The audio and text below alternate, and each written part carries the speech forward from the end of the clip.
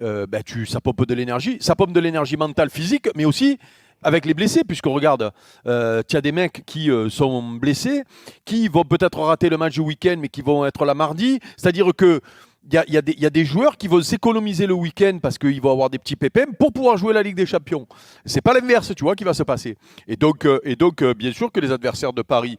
Alors, Denis, la thèse de Denis hier, il disait oui, mais la victoire amène la victoire.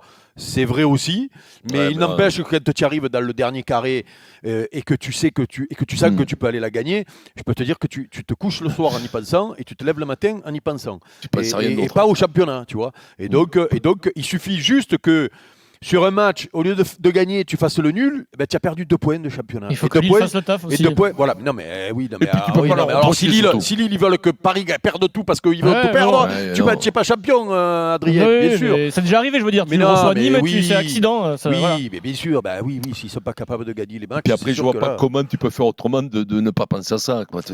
Tu es Mais omnibulé par ça, tu penses même mais pas au bien sûr, championnat, pas j'ai une dit. seconde. Après, si ça veut sourire, ça peut sourire. Après, tu peux avoir du bol et puis que ça marche aussi. Enfin, je veux dire, il n'y a pas photo entre les deux compétitions quand même. Marie, c'est sur la même longueur d'onde.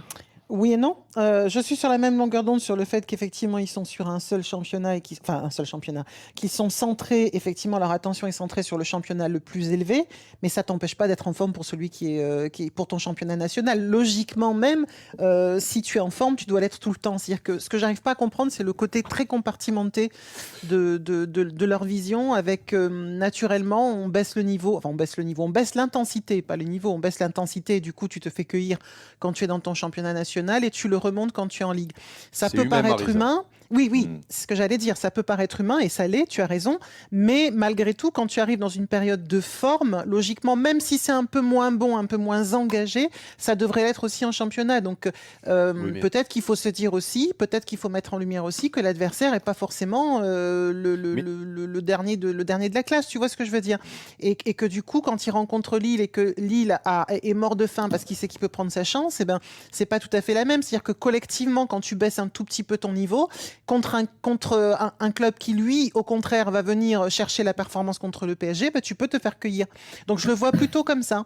Mais- Et effectivement, je pense qu'il ne peut y avoir, dans un premier temps, qu'un objectif. Maryse, tu sais, déjà dans une saison normale, c'est-à-dire une saison normale, c'est une préparation au mois de juillet, tu te fais le physique. Oui, on en a parlé déjà. Voilà, on en a parlé 100 fois. Déjà dans une saison normale et dans une équipe qui tourne bien, c'est humain, c'est-à-dire que moralement, attends, les mecs, ils enchaînent tous les 3 jours quand tu joues le titre et le titre de Ligue des Champions, c'est-à-dire que tous les matchs, c'est la guerre.